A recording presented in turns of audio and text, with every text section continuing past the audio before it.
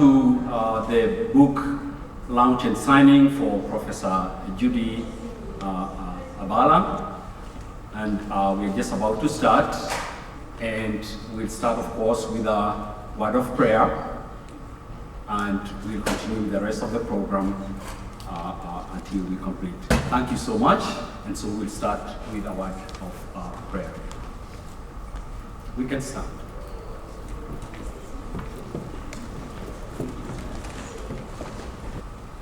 Good afternoon, everyone.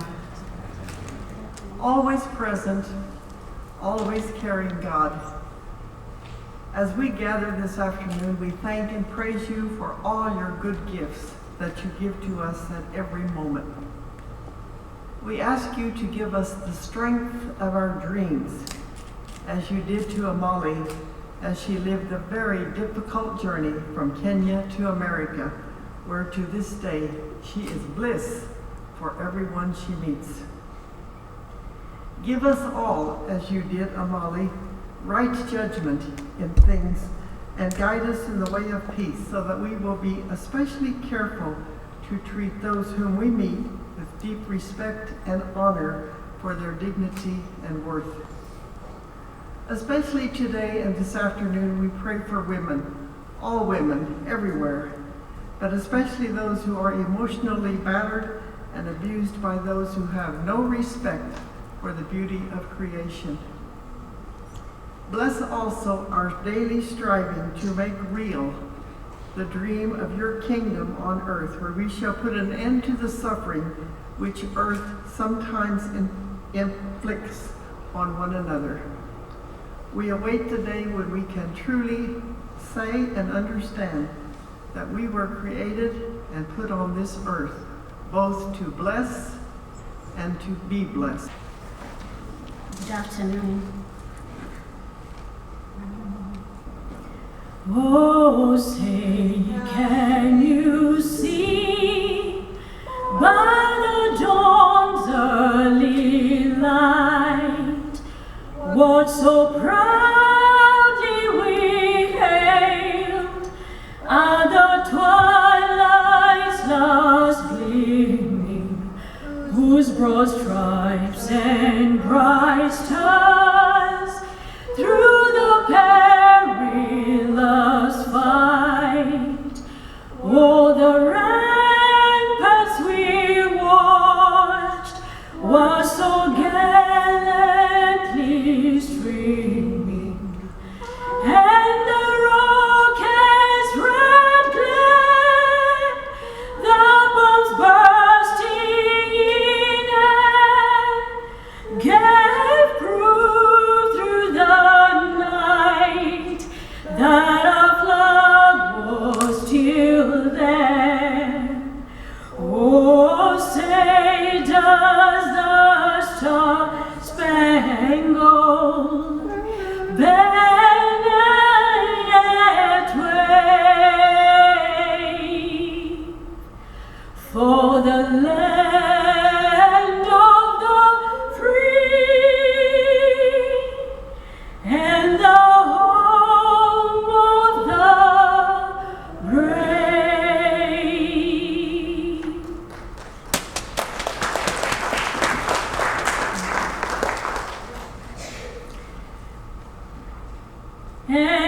Mungu nguvu yetu, ilete baraka kwetu, haki iwe ngao na mlinzi, na tukae na undugu, amani na huru, raha tupate na ustawi.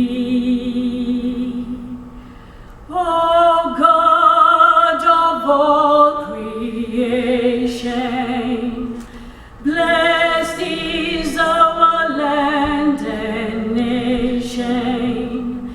Justice be our shield and defender. May we dwell in unity, peace and liberty. Plenty be found within You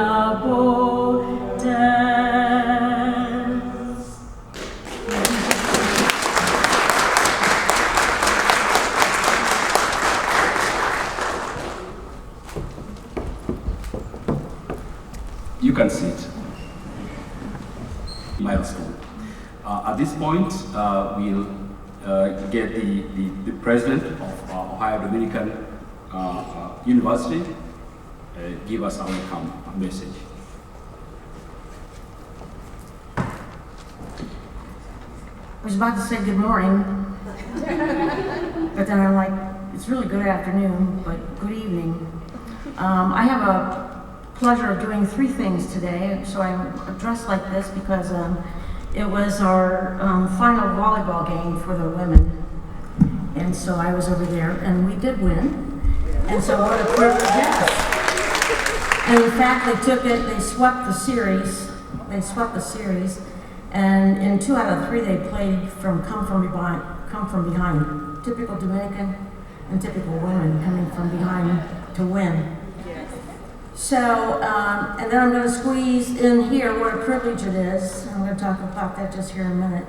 And then I will be rushing off because I need to be at a fundraiser. So, I hope you all stay and really enjoy the richness of what you're going to experience here with Dr. Abala. So it's my privilege and pleasure to welcome you this afternoon here to Ohio Dominican. I want to give a special welcome to members of the Columbus, Kenya community. It is only fitting we gathered here to honor one of our longest serving and most distinguished faculty members, Dr. Imali Abala. She's been here since 1992. During her illustrious career, which is far from over, okay, she has inspired generations of students as a professor and as a role model. For me personally, I'm in year 2 here at Ohio Dominican, and forever, my first faculty member I will have ever met is Dr. Abala. And while it was on a Zoom call, I will nonetheless remember the presence, the gifts that you could just see, not only from seeing you, but what you radiate is absolutely inspiring. We're not only proud of her because of her outstanding teacher, but also because of her body of work as a prolific writer and poet. She writes about contemporary issues in her native Kenya, as well as the immigrant experience here in the United States. In fact, the book for which we're gathered here today to celebrate, Fragmented Lives, is a semi-autobiographical story of a young Kenyan woman and her academic journey to this country. Here at ODU, we like to think of ourselves as a welcoming community. In fact, I hear it over and over and over again. We welcome students from all across the United States and indeed from around the world. We celebrate this diversity. And we celebrate what it's done for us here on our campus. And in our own way, we grasp onto it. We love it. And we nurture it. Dr. Abala, through your example and teaching, you've contributed and enriched the experience of diversity in our community. We have been honored to have you as a member of our community, and tonight we honor you and your work. There's a Kenyan proverb, I believe, that says, "Glory does not come by calling." We're proud here at Ohio Dominican of Dr. Abala, not because glory came calling for her, but rather the glory of her teaching and her writing, and what you have shown us through your tireless efforts are just remarkable, and those efforts are inside and outside of the classroom. You represent all that we hope to achieve here at Ohio Dominican. You give of yourself. You hold others' hands so that they might learn new ways and enjoy a richer life. You humbly, ever so humbly, go through life being an incredible example for all of us to follow. So, Not too many times in your life you come across someone as inspiring, as dedicated, as humble, that has such a profound impact, not only in our own life, but in those of all you touch. Thank you for all you do. Thank you for all you are. Thank you.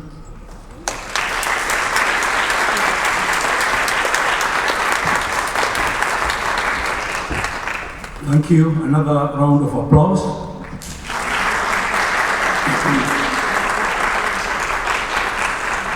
Thank you for that welcome message and remarks from the President of Ohio Dominican University.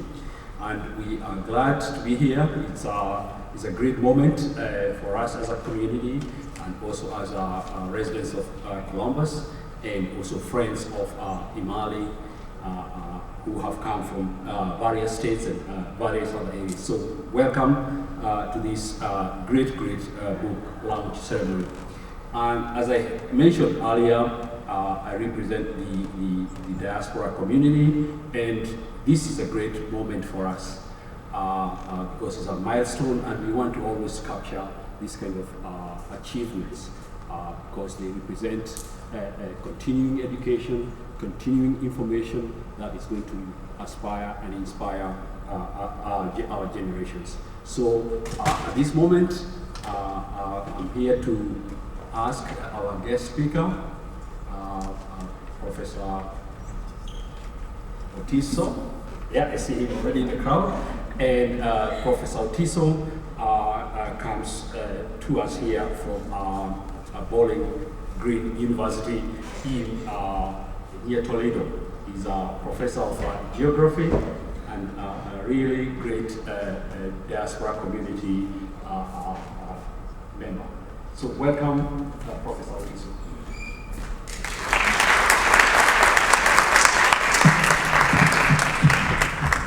Well, thank you, everyone. I'm so happy that I made it just in time. Spending 15 minutes looking for the building on campus is something else, which also is more embarrassing because I'm a geographer. But it happens, right? Yeah, so anyway, so mine is to make maybe one or two quick statements here. I'm very proud of you, Dr. Imali, for what you've done, writing a book about us. So I just put down maybe 2 or 3 points I want to go through very quickly, and then sit down. International migration, both legal and illegal, is the story of our day. Regardless, of course, migration dominates the headlines, everywhere, from Africa to Asia, Europe, and North America. The perennial causes are not new. Things like war, like the one going on between Russia and Ukraine. I never knew somebody can sit in their house and wake up and decide to wipe another country out of existence in 2022. So much for advances in human civilization. Anyhow, that's not what I came here to say. Climate change, famine, civil wars, and poverty. And of course, at the same time, perhaps the reason we know about the Russia-Ukraine one is because it's in a core part of the globe, but there are many other wars across the globe we don't even know about, which are generating far more refugees and migrations that have not caught anybody's headlines. So maybe that's another thing to think about. But like so many others before them, Africans are on the move within Africa, to Europe, Asia, and North America. Since 2000, more Africans have voluntarily moved to the United States than in all the days of slavery. They are the newest group in the United States, with 72% of them arriving since the year 2000. There are now around 2.5 million of them in the United States, and one distinguishing characteristic of this group is that they're the most educated immigrant group in the country. They're actually far more educated than anybody else in the country, including the perennial model minorities of Asians and whites and everybody else. Whatever degree you take, African immigrants have it at twice the rate of any other demographic in the United States. Part of that is because they are highly selected, but that is something we can discuss a little bit later. So where do they live? They mostly live in Texas, California, and New York. But states like Ohio are also important homes for them, thanks to many factors like the local immigrant welcoming policies of local communities and the refugee resettlement efforts of the US government. Throughout time, migrants have always felt displaced and fragmented. They have always had a sense of longing for home, even though they may never return to it. Like many others before them again, African immigrants in the US, especially the first generation, are fragmented in many social, economic, and political ways. As transnational migrants with one foot in the United States and the other in Africa, they often hang between heaven and earth. Those of you that have read the Bible in particular, you know there are many places where there were angels that were standing between heaven and earth. So there's a lot we can say about this in-betweenness, but time will not allow us to go into that. So books like the one that Dr. Imali Abala has written not only help us to document their fragmented journeys from home to the United States, but also their fragmented incorporation into US society, as well as their fragmented sense of place in the United States. Such books kind of heal us by providing psychological relief, even as they connect us to the experiences of others. As one eminent scholar said, C.S. Lewis, we read to know that we are not alone. So much congrats, Professor Imali Abala, for giving us something to read so that we can know that even in our fragmented lives, we are not alone. Thank you and congratulations. Now it's my pleasure to request Dr. Martin Black, who is the chair of the Division of Arts and Letters here at Ohio Dominican University, to come and give a little background about the order. Welcome. Thank you all for coming out here on this windy but beautiful November afternoon. It's been my delight to work with Dr. Abala since I arrived here at Ohio Dominican 13 years ago. At that time, Imali already had the benefit of 17 years of teaching experience, and it was my benefit to be able to witness and to be mentored by her intelligent, kind, and dignified teaching style. I think that really made me the faculty member I am, and I'm eternally grateful for that, and I'm honored to be here introducing her today. Imali J. Abala is a writer, poet, and professor of English at Ohio Dominican University in Ohio, where she teaches an array of courses, graduate and undergraduate in composition, African and world literature, and of course, in creative writing. She currently serves as editor-in-chief of Kenyan Studies Review and an author of Move On Trifosa, The Disinherited, Drumbits of Terror, The Fallen Citadel, The Dreamer, Haughty Boys of Noroke, Jahenda, the Teenage Mother, and the book we came here to hear her read from today, Fragmented Lives. Her other works have also appeared in the Kitteridge Journal, In the Murk of Life, Out of the Depths, Poetry on Poverty, Courage, Resilience, Anthology of Contemporary Short Stories and Poems from East Africa, 1,000 Voices Rising, an anthology of African poets, and Reflections, an anthology of African women poets. That's a really impressive list, isn't it? Yeah.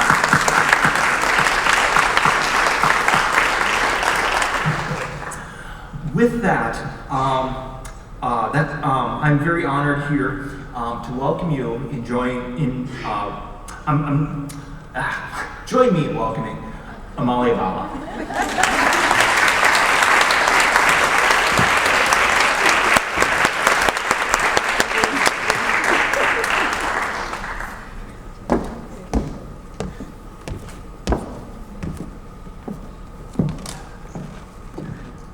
Hello everyone.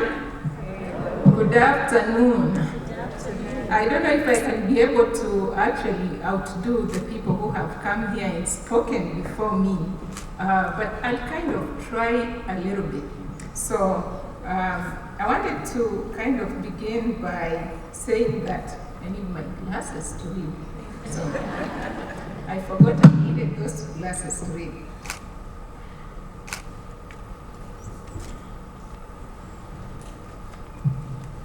Okay, so I'm sure most of you would have been happier. Maybe today the weather is very beautiful. Probably you could have been home watching the game, but here you are listening to me. So I'm really, really delighted that you are here. I'm honored, I'm humbled by your presence, and I'm actually happy and delighted to share with you some of my work. And I think before I begin, I just want to take a moment to thank each and every one of you who is here. Beginning with our President of Ohio Dominican, Connie Gallagher. I would also like to thank Sister Diana here, whom I'm always pestering and telling her all sorts of stories and seeing her, who are working with me today to make this day happen. Particularly Dr. Robert Chiuri. I would also like to recognize Ephraim Itonga. He was among the first people to show up here. Fatimata Kanu, who has been tirelessly trying to make some wonderful snacks for us, and I'm hoping that at the end of the day you are going to enjoy some of that. Angela Mate for her beautiful voice in singing for us the national anthem, and kind of reminding us who we are, whether here in the diaspora or whether we are at home. Also Mary Mutegi, Milka Milsa, and then I'll be remiss if I didn't acknowledge my son, Abala Alawi, so you can wave to the people whom I should actually say that I always count every single day. If I write something, he's the first person I read to, and he will say, "Mom, I hate reading that." So, and also Amanda Renshaw for being here. My friend Abby, who just surprised me by flying all the way from Iowa today. I didn't know she was coming. She tricked me yesterday. So thank you to each and every one of you for being here, including my Kenyan community and also my ODU community. So thank you. To begin with, I have to say that I really thought seriously, long and hard, as to what I would come here and share with you today. And then in the process of actually thinking about that, it dawned on me that it shouldn't really be such a taxing endeavor for me to come here and share with you my work. And I realized, not that I didn't know that already, that I am an immigrant. And as an immigrant, I have a thing or two that I can share with you regarding my experience in that endeavor. And so therefore, I decided that for my presentation today, I'll try to kind of connect my story with the question, what does it mean to be an immigrant? And I modeled that particular question along the ODU Freshman's Core Seminar question that says, what does it mean to be human? Now, and I did that because when we think about what it means to be human, we always think of how that particular term concisely probes the study of humans as embodied social, spiritual, emotional, and rational beings. And I would say that, as Professor Tiso has said, while the rights of immigrants in this country have been under scrutiny for years now, I'm reminded of one truth, that an immigrant is human in spite of living in a country other than that of his or her birth, that his or her humanity matters and deserves equal treatment under the law, not the way that they are demonized in society these days. Therefore, as you hear me talk about my story, I would like to frame it simply as just one anecdote among many that deal with the challenges of leaving home for a new land, especially where no one knows your name. Through this tale, I've grappled with my own humanity, like other immigrants who have preceded me amid the myriad challenges of youth and also my foreign status. So to kind of give you just a clear idea of what my presentation for today is going to be about, I'll briefly say something about my home because I believe that for you to be able to read my story, to appreciate my story, you also have to know my background. Then I'll talk briefly about the title because most people may say, well, what does it really mean to be fragmented? I'll also go into why I wrote Fragmented Lives, how I lost my identity, and I'm still wondering if I ever found it or not. And then also embracing my new identity. So that's really the format for my presentation for today. So I would say that my story truly began in my home of origin. And this place is called Kerongo. I think most people who know me now know about Kerongo. It's a rural community which is located in the western part of Kenya. It's very near the equator, and I think from my home to where they say the imaginary line crosses Kenya, it's about 15 minutes walk. If you are brave enough to climb the hill and go down the hill, it could be that closer. However, if you drive, it might take you a little bit longer.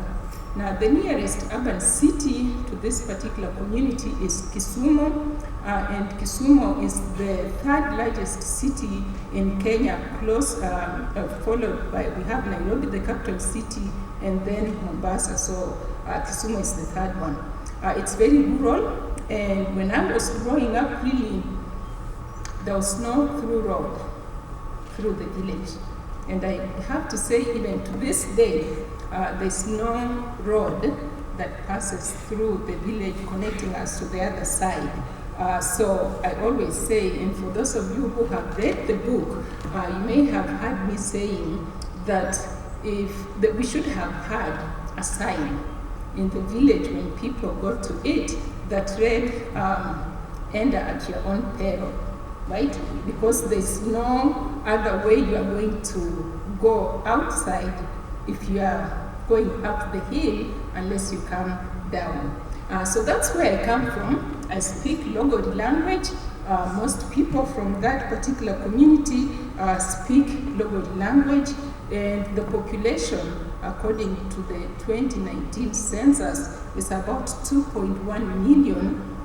If you compare to over 55 million, which is the population of Kenya, and if I'm wrong, I know Dr. Tiso here will actually correct me on that. So that's my home, and in my presentation you are going to hear me talking about Kerongo time and again. So I stand here to kind of move forward to talk about the title. Now, it is titled Fragmented Lives, and it's actually semi-autobiographical. And I was talking to someone the other day, and I said, okay, my book is semi-autobiographical. And the person said, well, what exactly does that mean?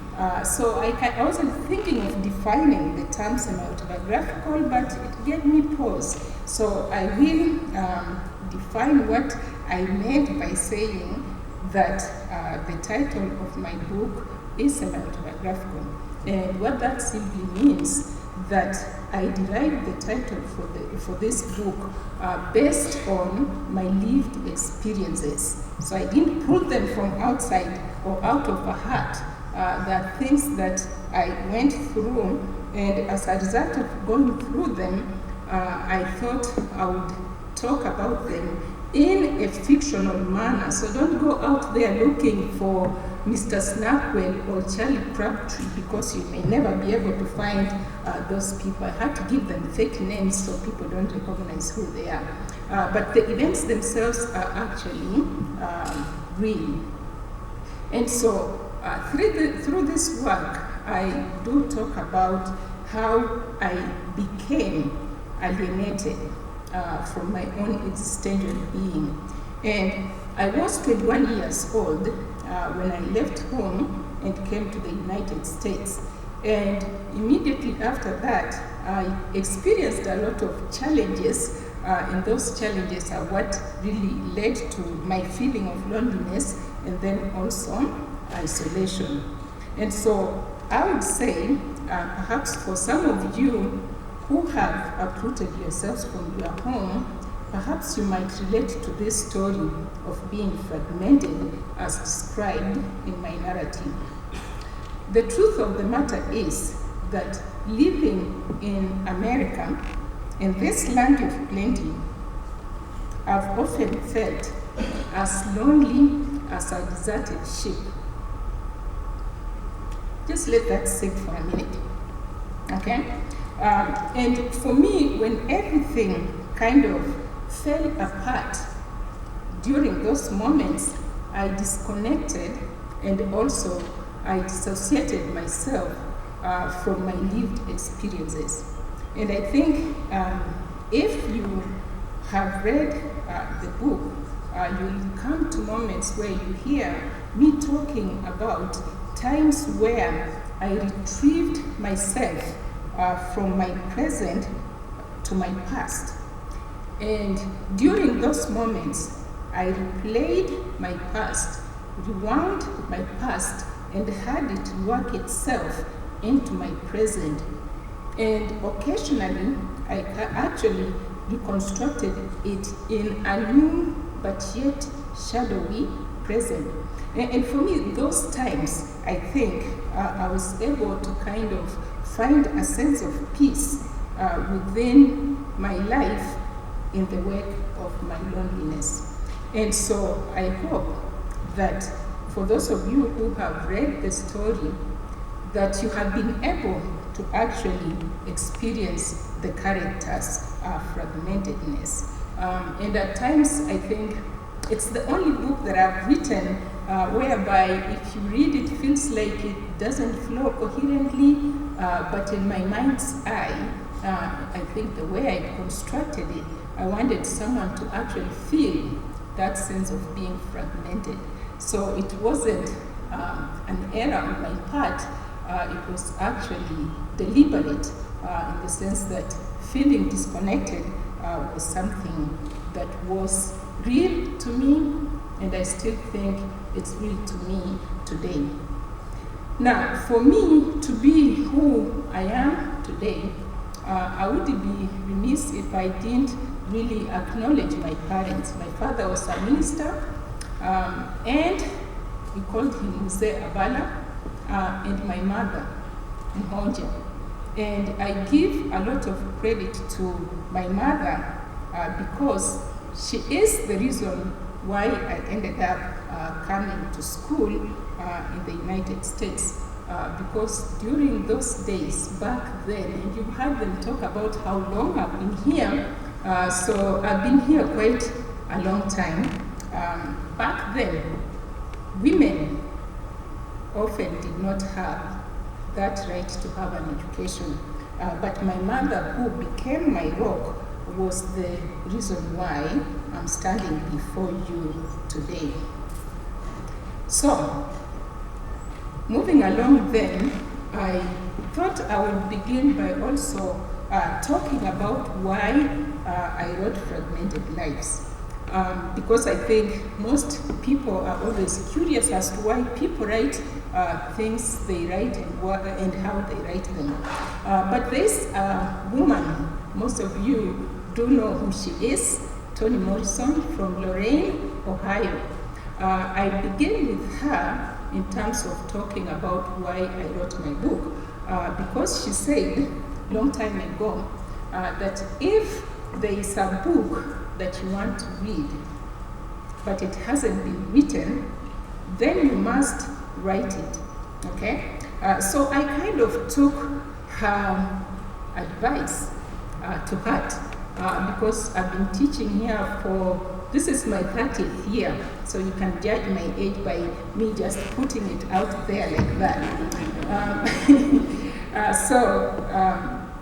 When I listened to Toni Morrison's comment, I'm thinking, okay, I've been teaching minority literature for a very long time, but during that entire time, I had never heard my story, right? I read Maxine Hong Kingston, Woman Warrior. I read Amy Tan, The Joy Luck Club, and Scott Momaday, and so forth, on the way to Rainy Mountain. But then I didn't really have a story about being an immigrant, a young college student immigrant coming to the United States to go to school.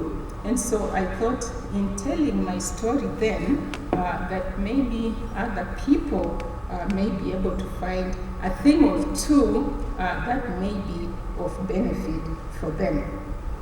So therefore, I wanted to tell this story to give readers a glimpse into the life of a one international college student so that they can understand her and her struggles of living that was daily.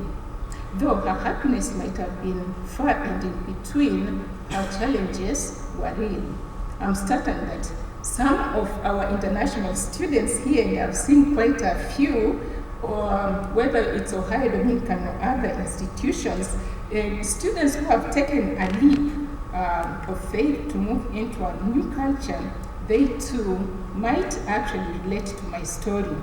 And I also believe that in writing my story, that now I have a historical record of just this one Kenyan expatriate's lived experience. After all, there's no one who could have told her story best other than her.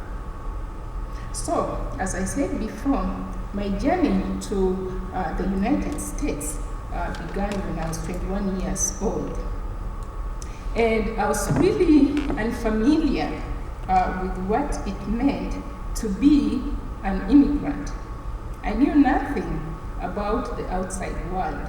And in the opening paragraph of my book, I talk about that idea that given the fact that I came from a rural setting, that we didn't have TV, that I could watch to give me exposure to the outside world.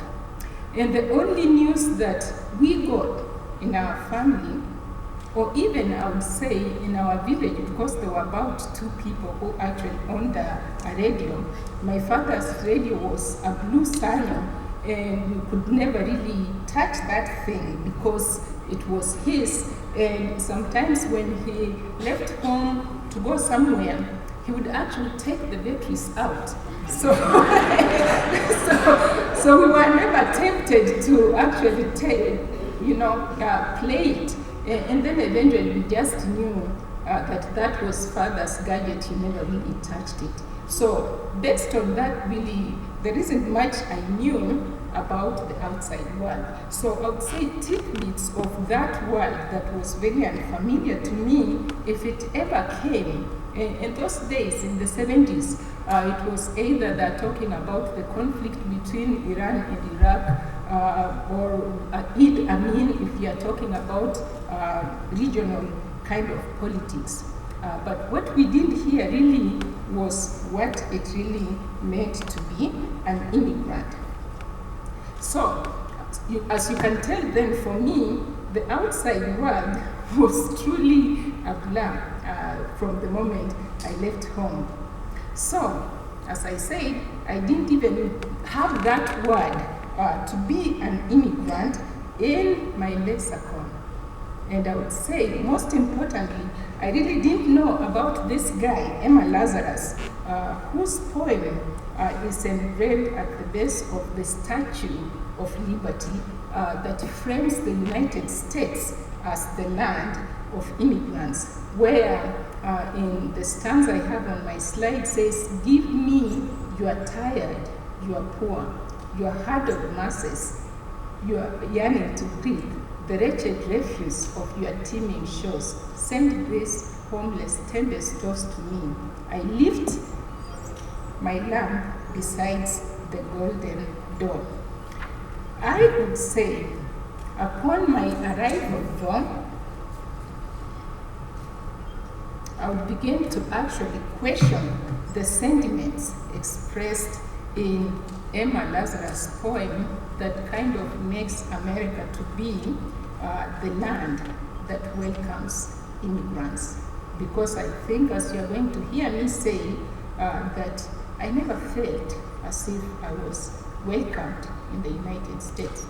So, and I'm sure I'm not alone. There are many of you here who are immigrants like me, who may have actually experienced the same kind of challenges I did. So I would say, for me, when I came, and Professor Tiso touched on that, I did not come to America in shackles and treated like chattel at the hands of unforgiving men. I was not fleeing home because of religious persecution like the early American immigrants. I was not fleeing home for any political reasons whatsoever. I was not fleeing home because of war. I was not fleeing home because of poverty, even though we were poor because of, we were poor by American standards. However, I would say I was fleeing home because I had this insatiable desire for knowledge, and a seed my mother had planted in me from my formative years. You see, she had been denied this fundamental right when my grandparents arranged for her to marry my father, a man whom she didn't know in 1945. And for the rest of her life, she lived with regrets for having not had that chance. And I think in my book titled The Dreamer, I wrote that book in her honor because she was always forever a dreamer in thinking about what she could have been if she only had a chance. Therefore, for that reason, my mother always said, "Child, in this world, all you need is an education." She believed my education was destined to swing the pendulum of my life in my favor. And I would say that for her, this wasn't a cliche, because here we always say that all you need is an education, but really I always wonder whether we do mean that. So I would say not the way most people thought of it or loosely perceived it. She meant every single word of it. Edified by her advice, I leapt into the unknown world, neither having dreams nor illusions about it, for I couldn't question her counsel at this journey, I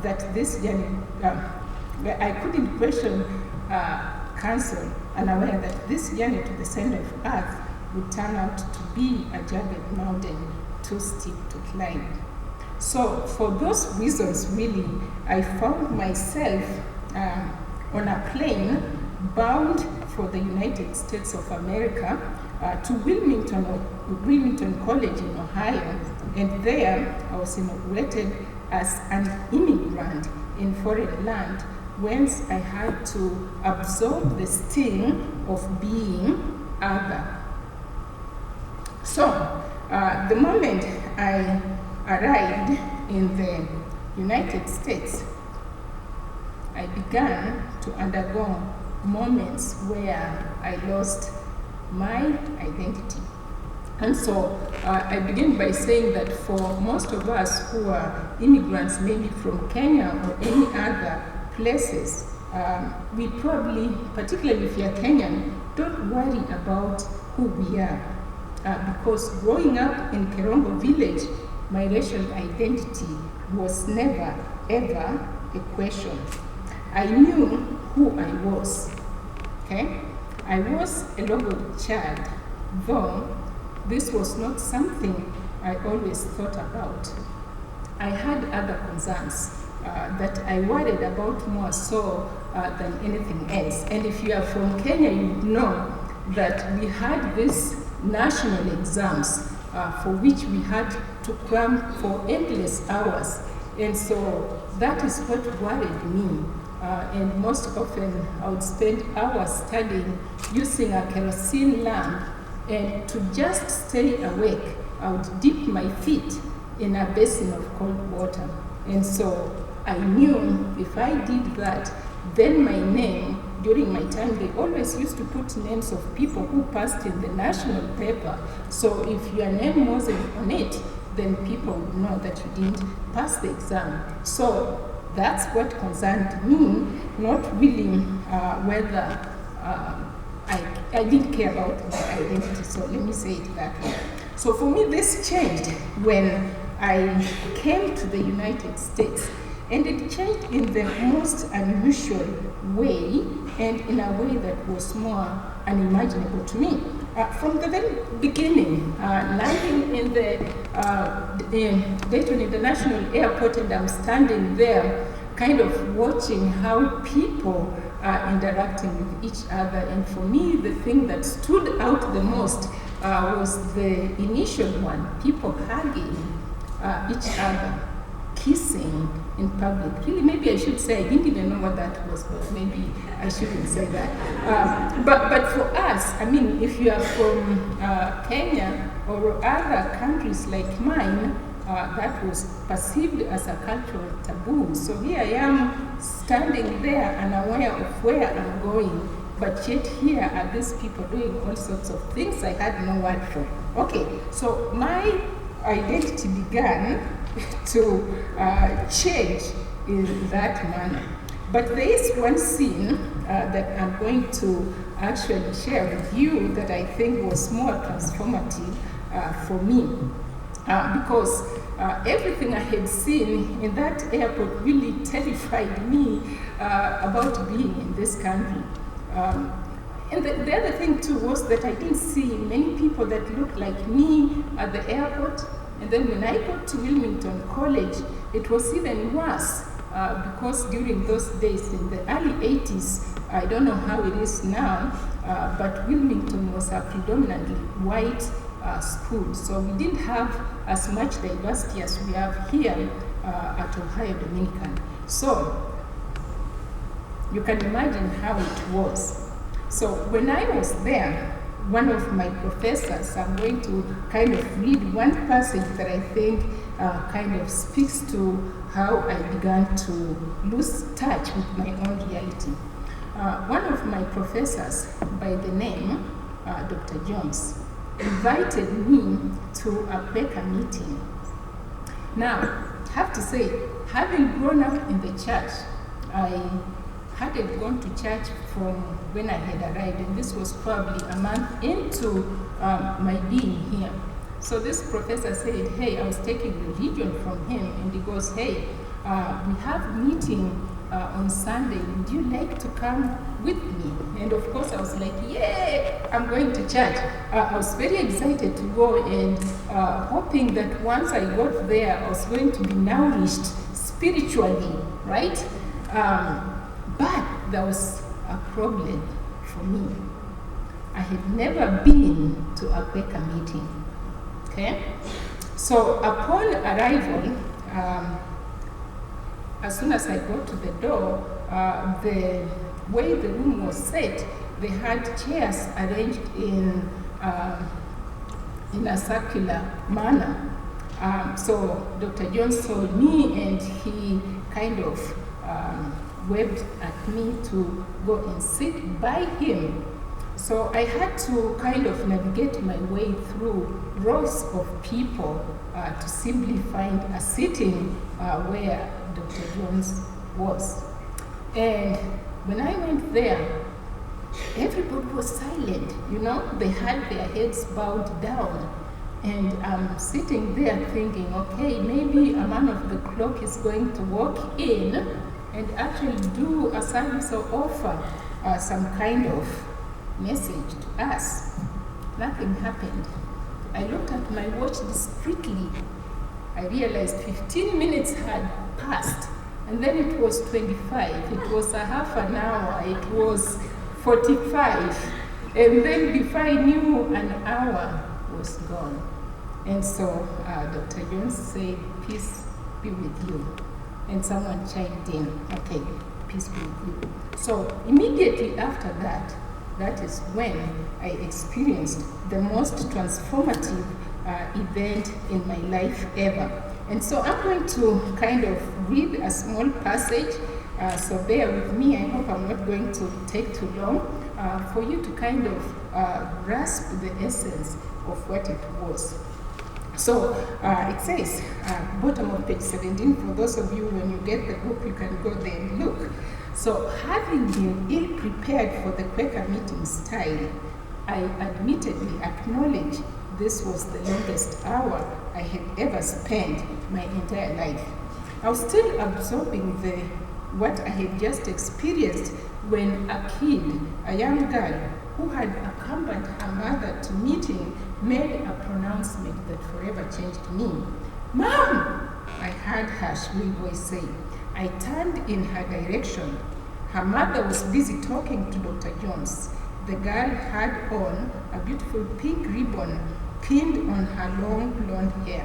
She had a white dress well suited for a baptismal. "Mom!" the girl said again as she extended her small fingers towards her mother, wrapped them around her mother's hand, and pulled. "In a minute," the mother said. The girl wouldn't let go of her mother's hand. She kept on tugging and tugging at her. I watched with limited interest. "Mom!" she said again. By the time the mother ended her conversation with Dr. Jones, she turned her attention to the little girl. "What is it, sweetheart?" she said. "Look, Mom," she said, pointing in my direction. She seemed horrified with my presence in her midst. "She's black, Mom. She is black." I turned in the direction of her pointing to see whom she referred to. I didn't see anyone but me. I turned and faced the mother and the child with aghast-filled eyes. Dr. Jones, too, who had overheard the child, looked petrified.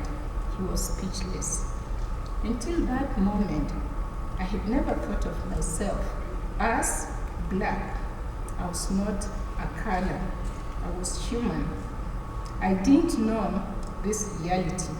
I knew I was a Logori, and that was what mattered to me in my immediate past.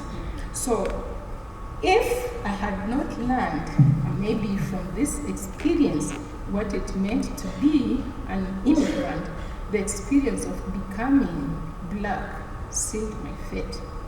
Although for some of you who may have not experienced it, you might wonder as to why I did not know I was black. That was not how I identified myself. And as I said before, my identity was never, ever an issue.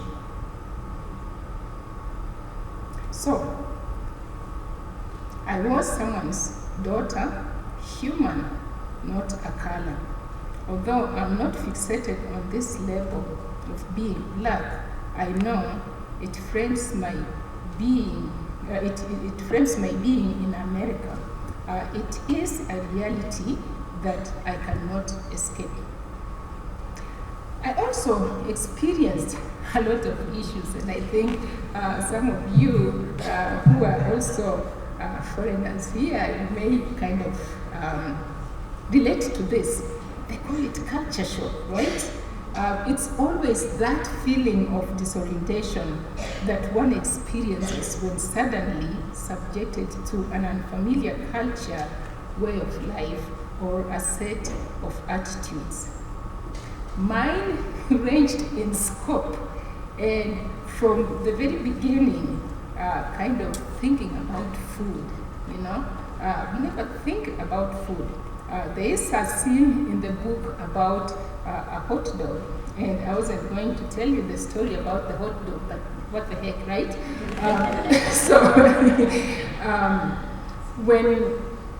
During, I think, maybe the second month into my study at Wilmington College, my professor, who was the director for international students, invited us to a meal.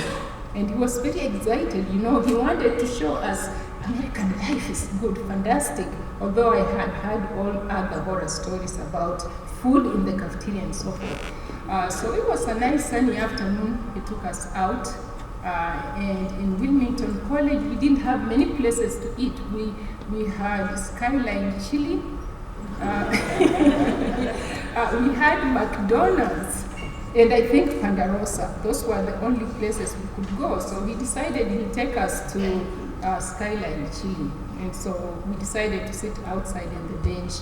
And of course, he went ahead and ordered for us. After all, we didn't know how to order the American food. We were both African and Asian students.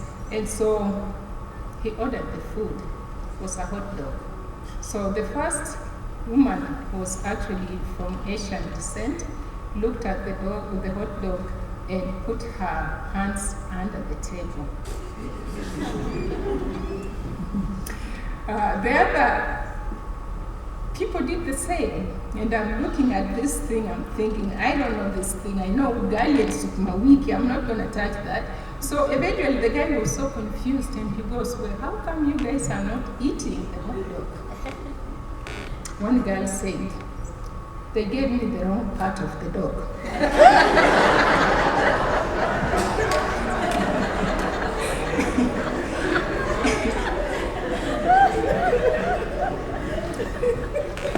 And then, of course, there were other issues about language, right? And the issues about language were many, and they still follow me even today, teaching here at Ohio Dominican, where you are talking to someone and they say, hey, I don't really understand you, right? You speak with an accent.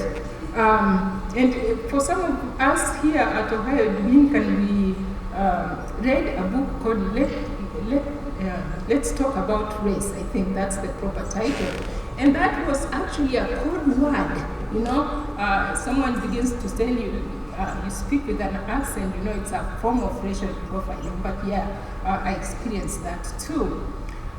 But the worst experience, in my estimation, actually happened within the classroom, because this is one of those places I thought if I could actually find some sense of peace, it would have to be in the classroom. But this turned out to be that place where I experienced the most challenge. So I'll read another section for you, and then kind of wrap this quickly because I don't want to bore you very much with my stories. There are many people who say this almost like a cliche, that college years are the best years in one's life. I'm sure some of you have heard people tell you that, right? But for me, my first days of classes were actually catastrophic. Why do I say that? Whenever I walked into a classroom and sat down next to someone, I would be shocked to see them stand up and move to another seat. The first time it happened, I didn't think much of it. But when it happened time and again, I knew something was terribly wrong. I couldn't understand it, and I didn't say anything about it. That my mere presence elicited a negative reaction in my peers. The same thing happened to me too, even whenever I went to the cafeteria, where people would just generally move and abandon the table for me. And going through that, I kind of started thinking, what kind of people are these Americans, right? So I kind of decided American people have to be very unfriendly folks, you know? No one warned me about this. And I'm thinking that even if they had warned me, it might have not mattered. So in the end, I decided, heck, if they're going to leave the chair for me, I'm just going to make the best out of it. So I decided I would always take the front seat. This was a strategic move on my part, given the fact that I had a rough time understanding my professors. And as Kenyans would say, that white folks, when they speak, we always say they swallow their words, you know? So I couldn't hear anything, so just sitting in that front seat worked in my favor. Soon, most of my classmates avoided sitting in front as to not expose their prejudice against me. Some were compelled by default the discomfort of sitting next to me, especially if there was no other vacant seat available. I could see their discomfort because of how they fidgeted in their chairs. I didn't care because making friends was not part of my college goals. So beyond really being in that classroom environment, which truly disheartened me, I have to say it wasn't as bad as when I encountered one of the most obnoxious man I've ever met. I named him in my story Mr. Charlie Crabtree. What a name, right? I say he was actually a landlord from hell. And so for me, that isn't any experience in my life that could have best framed my feeling of being fragmented, other than the way I interacted with Mr. Snackwell. And I have come to almost realize after being here all these years that this guy truly broke all the codes that are what we look for from a good proprietor for tenants. I can only characterize him now, as I said before, landlord from hell. And with working with him, these are the moments where I always zoned from my very present and kind of went back to the past whenever I thought about him, or even just thinking he's coming to collect his rent, for goodness sake, which perhaps I hadn't paid. But kind of thinking about him, I would fall back to my past, where I would have that past kind of become replayed and rewound itself into my present. And that was actually a coping mechanism. And this is how I saw him. So I'll read just one line. This will be my last section to read. And it kind of speaks to how I saw Sam Snackwell and how he actually dealt with us. So Sam had a terrible attitude towards foreigners. And I think this is kind of a sentiment that we see in society today. Not just any foreigners, but those of African descent. Although he was uneducated, he felt better than any black man, regardless of his academic or financial standing. He made this known to me many times. He said we were stupid, filthy riches bent set on exploiting American riches. He said most of us were criminals who belonged in the slum. Never once did he consider our service to this great nation. Employed in jobs Americans disliked, like janitorial, mowing grass, picking fruits, vegetables on the farm, or even my own job at a nursing home. Never once did he consider our contribution to the American economy.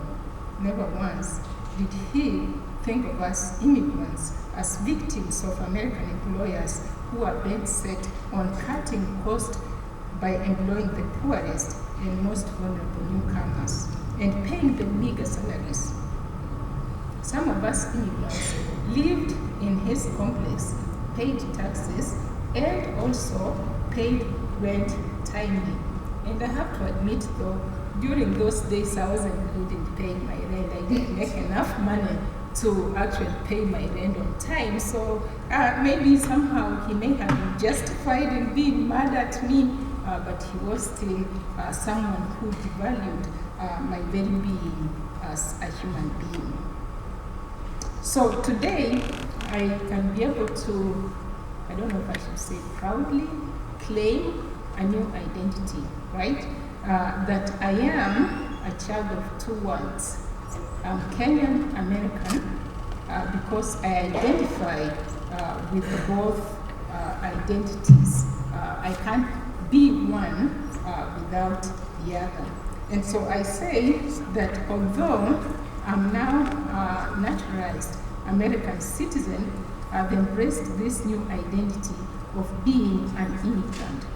Occasionally though, I still run into folks who ask me, when are you going back to your country?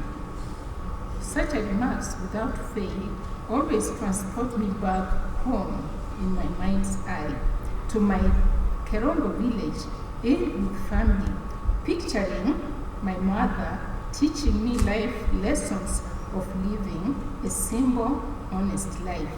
And just for a while, I find solace in that memory against my alien existence in America, where I know no one knows my local identity, that as long as I live here, I'm branded Black and immigrant, though I prefer to be called Kenyan American, which I believe to me is a more fitting label and also speaks to my humanity, which means that I'm a child of two worlds. So with that, thank you, asanteni.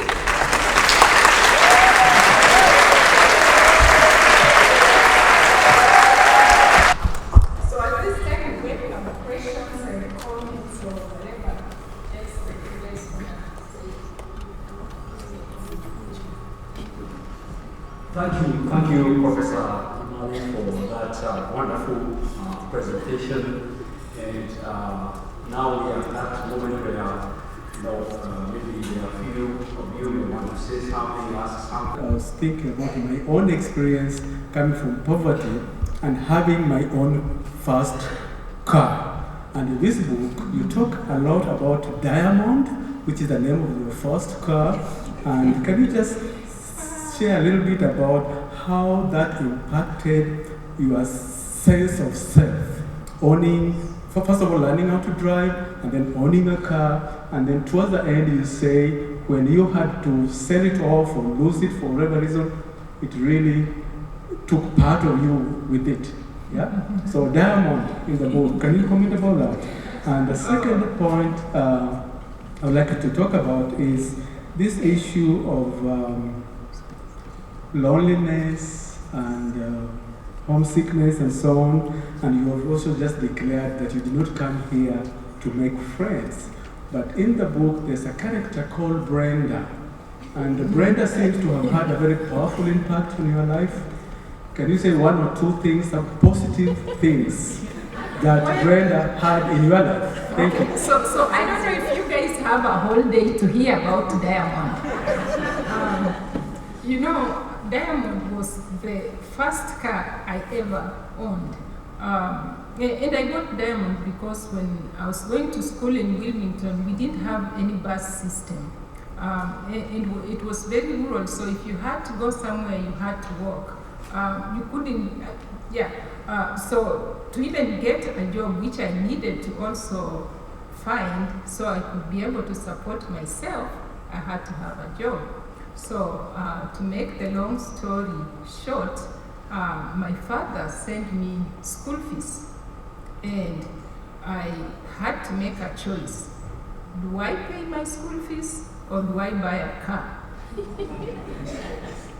I'm sure there are many students who went my route, but I didn't do that lightly. I had to kind of rationalize the pros of buying a car, which meant if I had a car, I could find a job outside campus, I could work, and earn more money. It was $700 then, which was a lot of money by Kenyan standards back then. So I knew my father would not be able to support me forever. So I decided I was going to buy a car, which I eventually named Diamond, particularly because that car became a diamond to me. It took me everywhere I went. And so it kind of was my pearl. And when I lost Diamond, see, I can't give away the story about Diamond. I was actually crushed because I lost Diamond in the most unusual manner. Okay? So you guys have to read about Diamond. I can't tell you about Diamond. And then my friend Brenda, Brenda became my friend because we were taking a literature class, and she was doing so horribly in that class. But I was an excellent English student, simply because I used to study a lot, and I loved literature. So when we did the first exam, I did better on the exam than her. So she was like, oh, I better sit next to this person whom we don't want to sit with.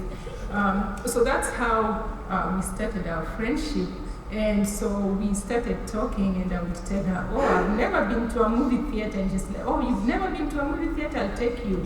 I've never been to a bar. I've never been to a bar. I was a minister's daughter, for goodness sake. So she's like, I'm going to take you to a bar, treat you to real life experiences of a college student in the United States. So I was like, I'm in. So as an aside story to Brenda. So Brenda and I decided we were going to go to Cincinnati. There was nothing in Wilmington College for social life. So we go to Wilmington College. I thought Brenda knew it was Cincinnati where we went. I thought Brenda knew a thing or two about Cincinnati. She didn't know. So we get to downtown Cincinnati, and of course we begin to kind of ask around, where can we find a good place to eat? So we found this Asian place, and we went and had supper. And then Brenda goes, oh well, asking the guy who was a waiter, where can we go to find a good place to hang out? Well, she showed us a place. Just don't move your car, walk just 2 blocks towards the south, and you'll come to this place. I don't remember what the name was. So we go in there, and the most unusual thing happened. We walk in, it had a split floor. So the first floor, the guy told us, well, you know, if you come in, we have a fantastic show for you. Just walk in, have a seat. So we go in, find our seating. So it's not how I told it in the story, but this was the true story too. So we find our seating, and the guy comes there before us with a menu. Okay, never been to a bar, never seen a menu. Okay, so he gives us this menu, and they have all these drinks, and he goes, okay, make your choosing. And I'm looking at this thing, flipping through the list. There was nothing I knew. Okay? Except for one thing, Long Island iced tea. So I was like, okay, that sounds like something I know. So I ordered Long Island iced tea. So I took the first sip, and I'm thinking, wow, American tea must taste very different. And of course, by the end of the night, I was so drunk, I didn't even know I was drunk. But Brenda taught me something, which was, yeah, I never drank Long Island iced tea again.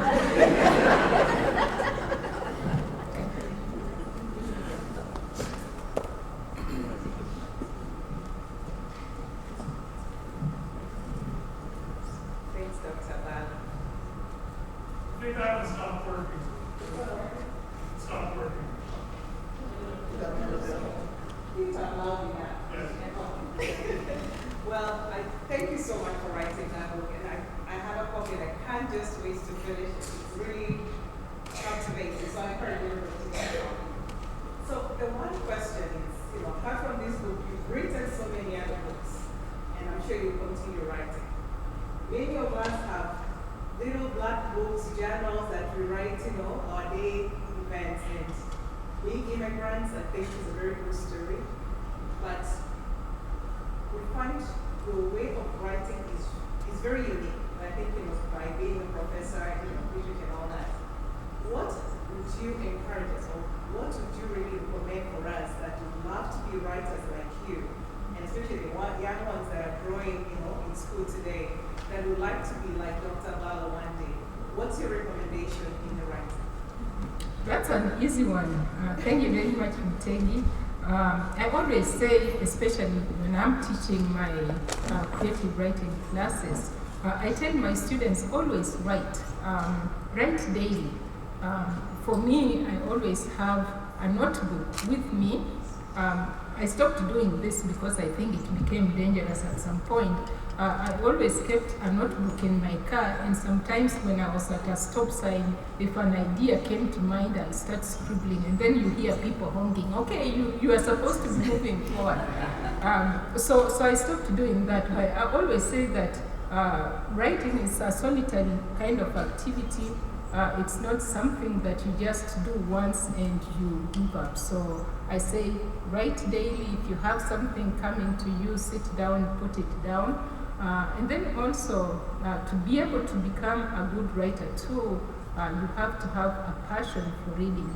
And I think it's through reading that you can be able to see how other people write, and maybe how they might influence you. But in the long run, you have to always end up finding your own voice, because if you don't find your own voice, then you begin to sound like the other people who have preceded you. So writing daily would be my best bet. And actually I went to Ohio University, and now I'm in Iowa. But first of all, I just want to say congratulations. This is fantastic. I'm really looking forward to reading this book. When you are talking about it, I started thinking about particularly some of the cultural shock things and what happened to me, because we came the same year to this country and we didn't know each other, and we just happened to be two Logoli girls at that time, and have become friends for the longest time. Now, my question, coming in and carrying some things I went shopping, I had to carry my stuff on my head, and almost caused some accidents with the people looking to see what this crazy young woman is why she's carrying her things like that. Is there anything, or do you have any other stories that probably didn't make it into the book that you'd like to share with us today? And I remember the pizza story. When you were talking about the hot dog, I was remembering my pizza story, where I was reminded that is what college students eat, so I better get used to eating pizza. And I'm just curious if there is something else out there, some other anecdotes that you're saving for another book. I know you're going to write something. Well,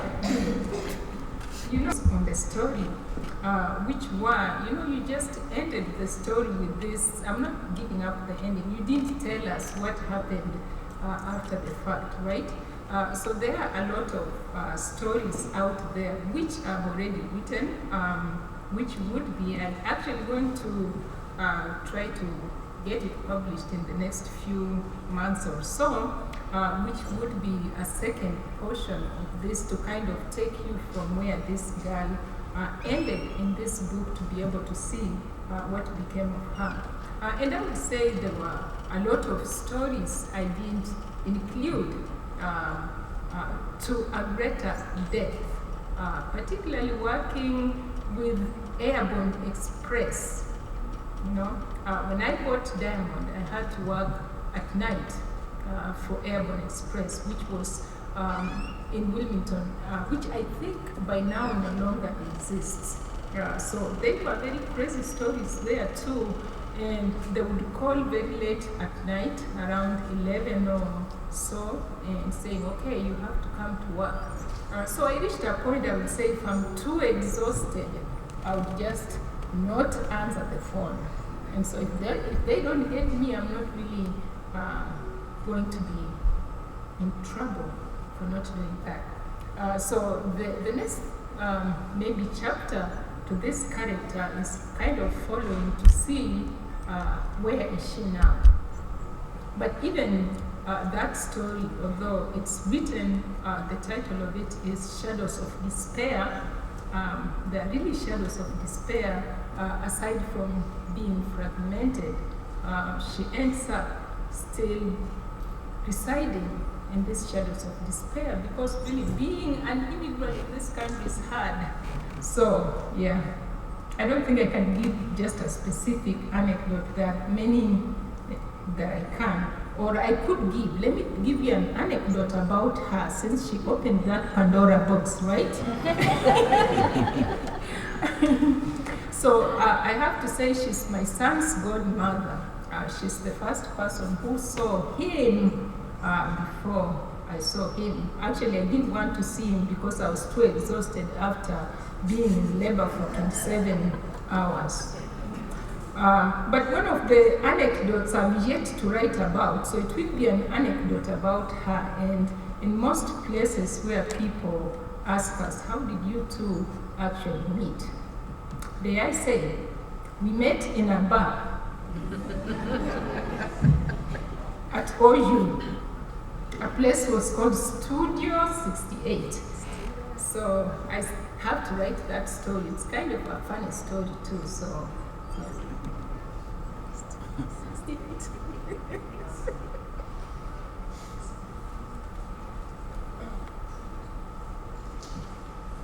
Good afternoon. My name is Ken Koech, and as later, those national examinations still are the biggest worries. Still going through that. Yeah, that's very hard. So I know you've written short stories before and fictional books. So my question is, how did writing this semi-autobiographical book change your process of writing? And do you see yourself writing more of semi-autobiographical books? Wow, that's not following this one. The other one, which I've written and it's still sitting on my computer right now, is a story I wrote about my mother to kind of pay homage to her. And it's called A Fair Cry to Heaven. It's about 400 pages maybe. It should be the longest work I've written, although I've yet to publish. And so the part about writing this type of work, oh boy, it really gets to you especially. I don't know if I'm going to answer your question precisely or not, but one of the challenges I have in writing semi-autobiographical narratives is that oftentimes there's that fear where people begin to judge you based on the content of what you have written. Or even if it's not judging you based on the content, even if it's fictional, where there is a very fine divide between whether what you have written really mirrors who you are, or whether what you have written is simply a story that you are telling. I don't think, even if you read this book, Fragmented Lives, I'm not that person anymore. It's simply kind of going back and taking just a small glimpse or a snapshot of that particular life. And you know what would be interesting is to hear if Brenda were here, if she could tell us what her view of that experience was. And I think for her, maybe her story might be different. Not sure if I answered your question, Ken, but yeah. Could be a comment too or a question. Yeah.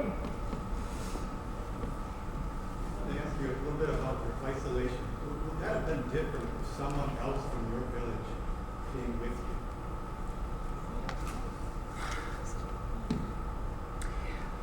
I don't know if it would have been that different, right? Maybe, let's say, if we are in our home, right?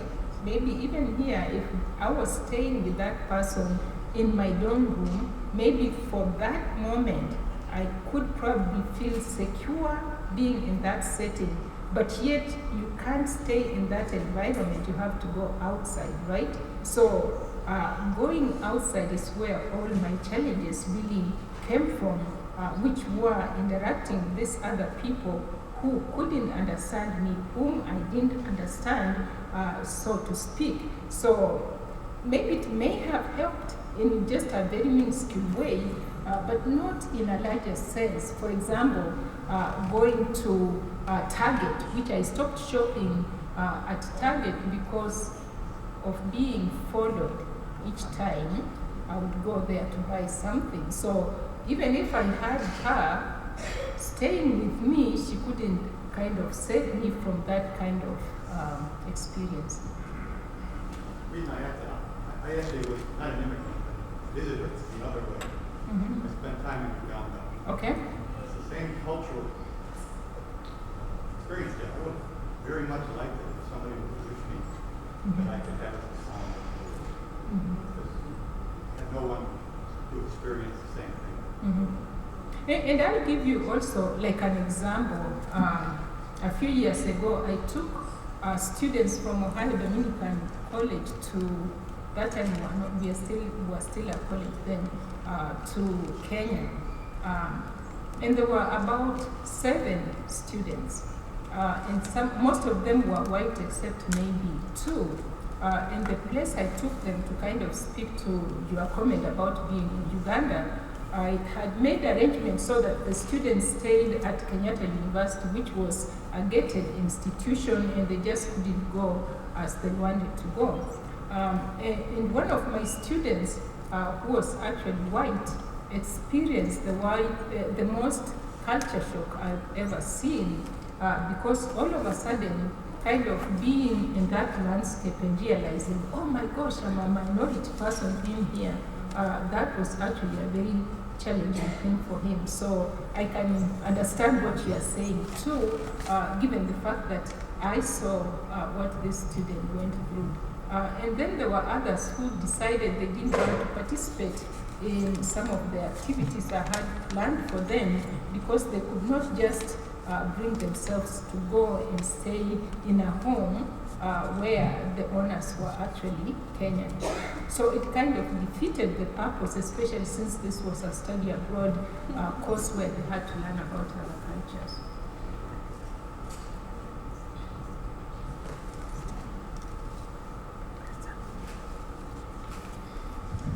Good evening, everyone. My name is Patrick Mose, and I'm here not to ask you a question.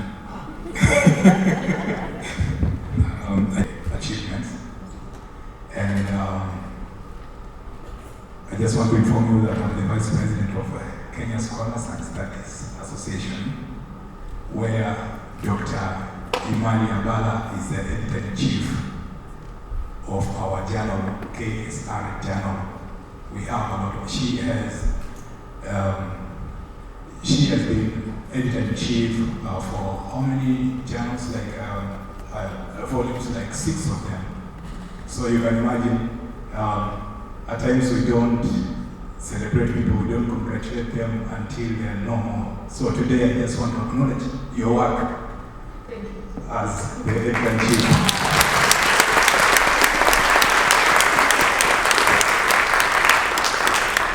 And on a personal note, I just want to say that Dr. Imali Abala is a wonderful person. If you stay with her, you'll never be bored.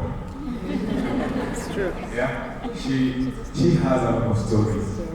I'm not a good story reader, but I like listening to people.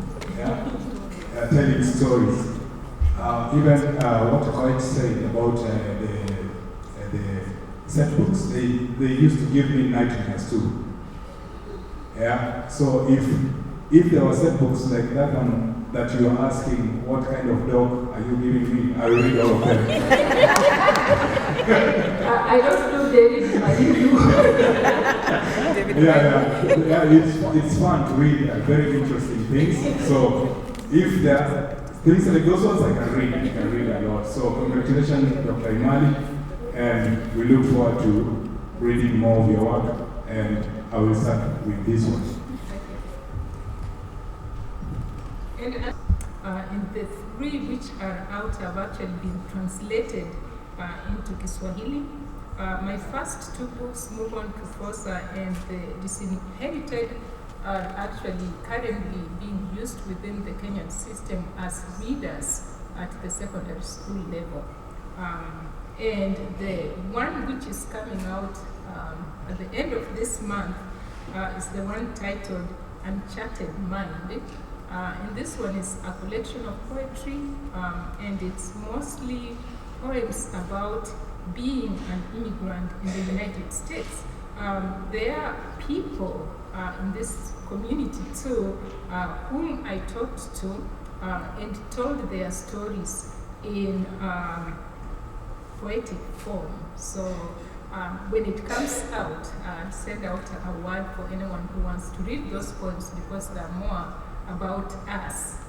Although I don't put names, but people who contributed to the collection know who they are.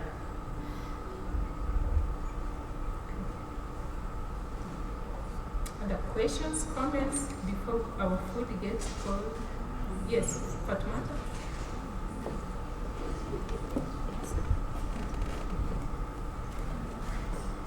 Years, and as it has been said by many, she's a wonderful person. In fact, it is just recently I knew she's a professor. I mean, this is the kind of person, very humble.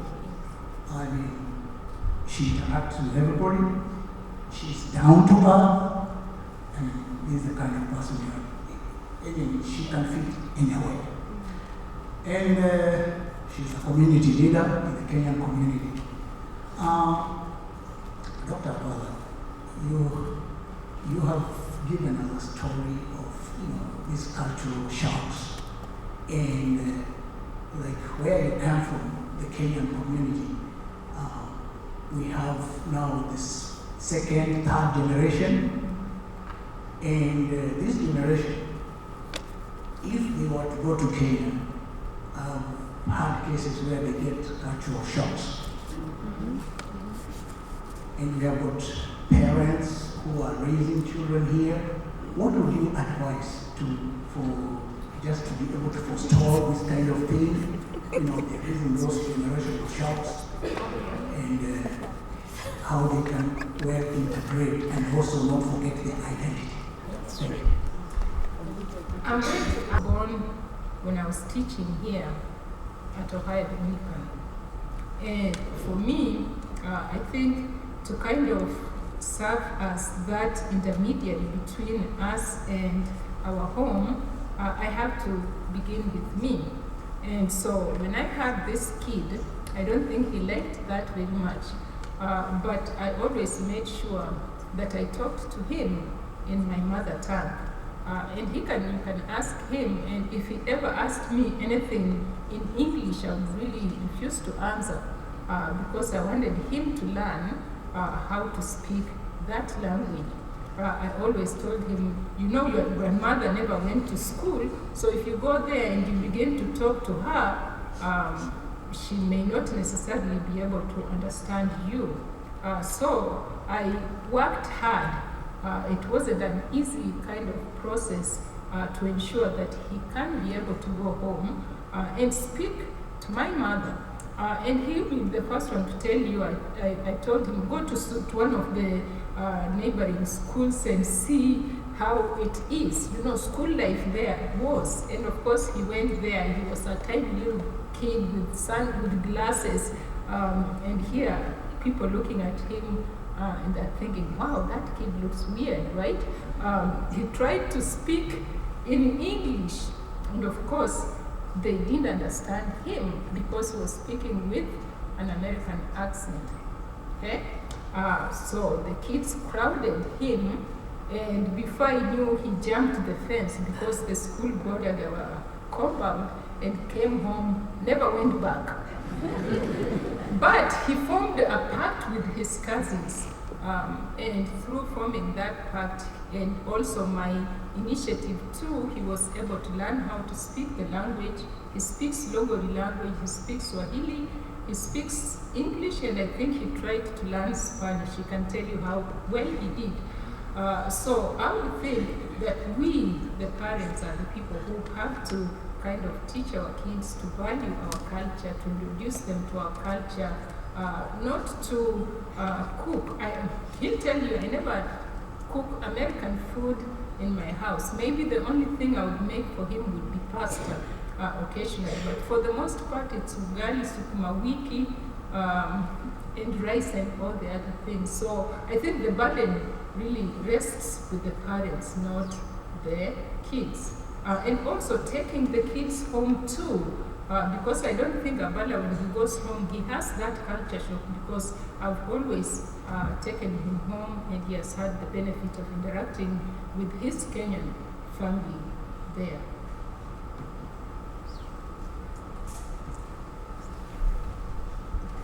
I don't know where to start, but I've known Judith for the past 20 years. My daughter is the age of Abala, and my son is very close to Abala, more than Yabon, the pair. But just wanted to say I really am very happy to see my sister up there and see how we are very proud. I am from Sierra Leone, but she is from Sierra Leone, so any young people, please give me some time with my sister. So I met her through, we were neighbors, and she has the story, and I have my story. And one day, my son was coming outside, Abala was coming outside. They had a bond, the two boys. Abala is a little bit older, but they just had this bond. So Mohammed always come to me and say, hey, I want to go see Abala. I was like, who is Abala? It's like, Mommy, the next door neighbor. So Mohammed just keep telling me that. So one day, with migration, I didn't have anywhere to bring my kids. And that's the first time I actually interacted with her. So I know that she has a son and that Mohammed goes to them. But I've never spoken to her. So I went to her door and I knocked on her door and said, hey, I'm going to the grocery store. Can I leave my kids here? And she looked at me and she was like, okay. So I left. But unknowingly, I was actually on call that weekend. I have my on-call phone. Somebody called off, American Dream, American Life. I had to go in. I said, you know what? She's from Africa. Don't worry about her. She's fine. Feed them kids and wash them and do everything. You know, that's what we do in Africa. So she's fine. So I left. I went to the grocery store, packed my groceries in my car, and I drove to work. And I spent 8 hours. 8 hours, I was supposed to do 30 minutes, 25, whatever time. And I came back and she was like, oh my God, I'm worried. I thought something happens to me. And I looked at her, I was like, are you from Africa? Because you should know, this is part of us. And she looked at me and she was like, oh, okay.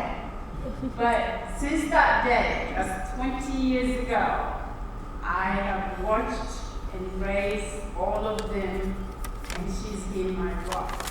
And if she stays with you, she's with you. So I'm very proud to be your girl. She abandoned the kids. She called police.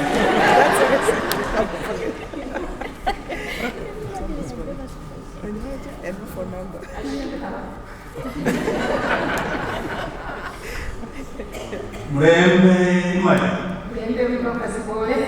Thank you very much. Everybody, my name is Kimoli Sadal. I happen to be from the same area, even though I've been here many years than you.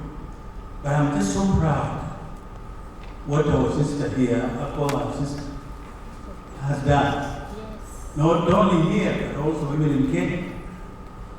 Even at this moment, she's trying to put out schools for kids in the village. So it tells you that she still has a big heart. So the reason why I came, I live in Michigan, Detroit, suburb of Detroit. Her and I were communicating about 2 days, and I told her I wasn't sure because there are so many things I take care of. So I just decided this morning, I didn't even tell her that I was coming. So I'm here, and I'm very glad that we are all come just to congratulate her for the work she's done, and she continues to work very hard for all people. So I'm just so proud of her. I know there's some other gentleman here who got US. When I came to US the first time, I was in Ohio. I went to college here, Kenton, Ohio. That's where I got to the first week. From there, I went to South Carolina, and then from South Carolina, I ended up in Michigan. But I always look at this state of Ohio as a very important place. He has educated us so many ways. So having a sister like Professor Imali, we feel so privileged. Very, very happy to be here. Thank you again, Imali. I'm hoping you make some more garden. Someone will definitely make that.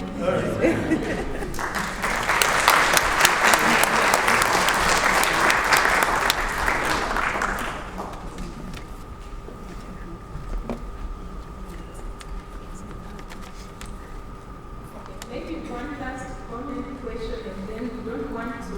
The food is out there, you guys can't go without eating. Whatever stuff is prepared.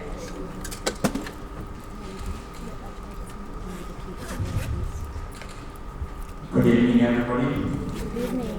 My name is Andrew Akufana Kisu.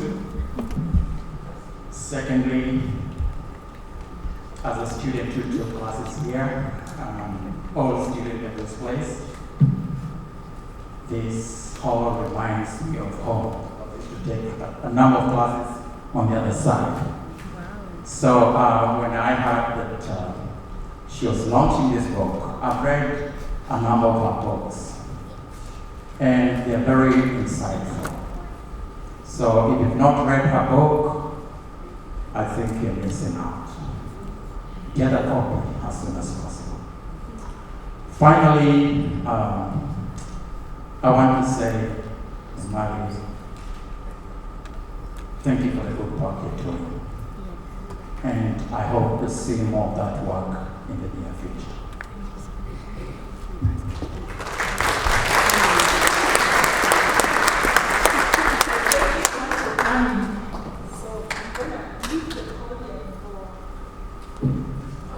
Thank you.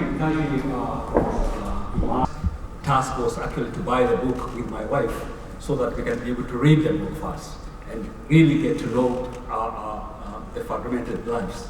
And I must tell you, this is a great, great book. We actually were competing with my wife who will finish first because we had got one book, but she ended up finishing first before me. But it's a great, great book, and I would recommend it highly to everyone to get a copy of that. At this point now, I'll switch gears to Mary Mutegi, who is going to give a vote of thanks, and then we will announce what the next session will be. Over to you.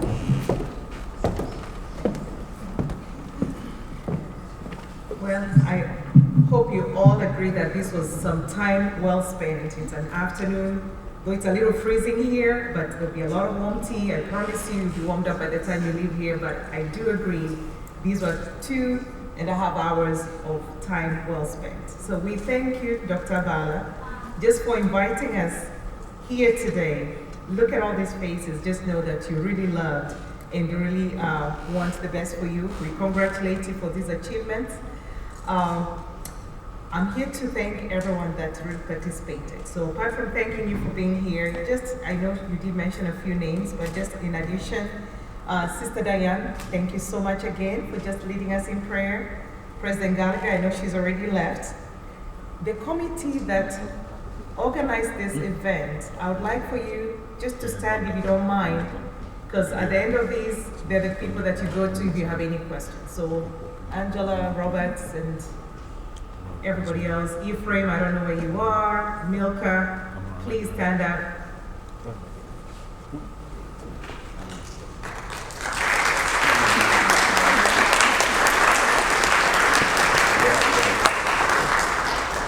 Thank you so much.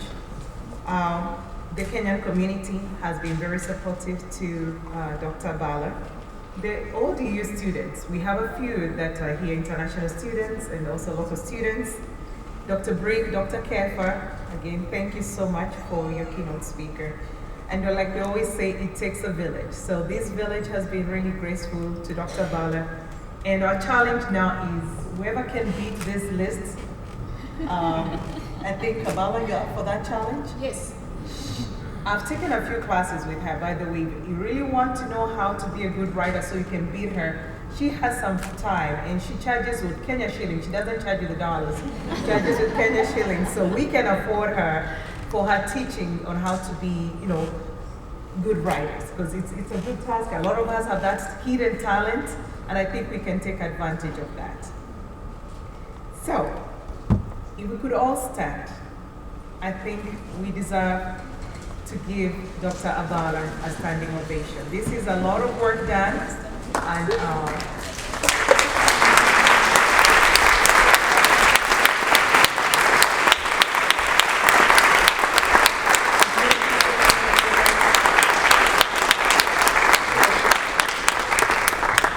thank you, Dr. Abala.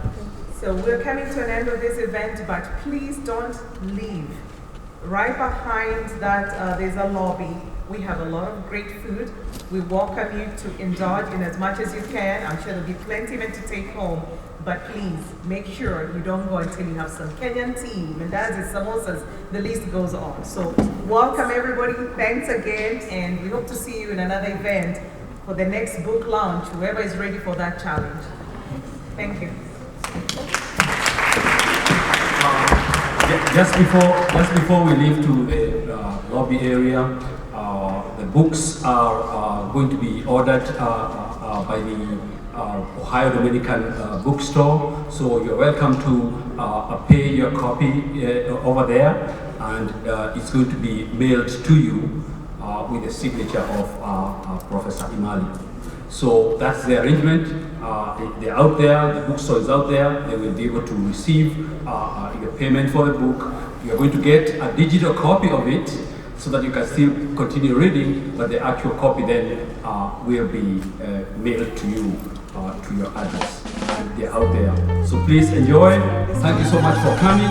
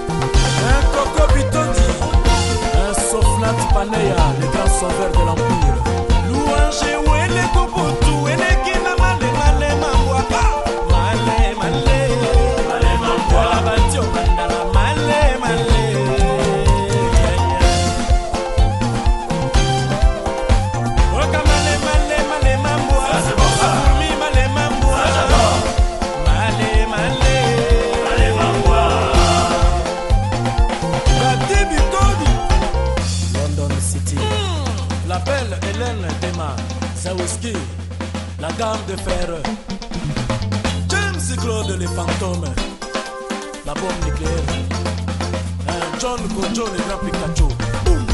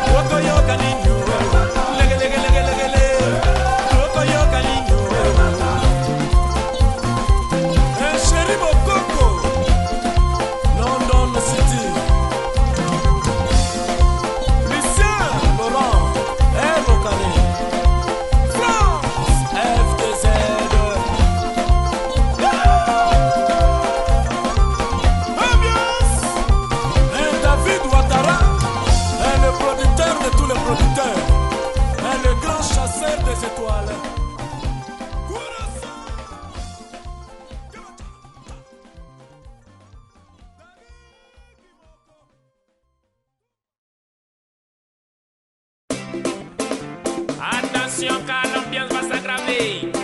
Le Mapouka qui est en action, ça va pas. Okulele. Voilà, tata, ma coco danser. Ambiance, mama coco danser. Oh ma jolie yo. Ayama, ayama, ayama. Anemene, mene, mene, mene, mene, mene, mene, mene, mene, mene, mene, mene. Ay, Saji, Saji, Saji, Saji.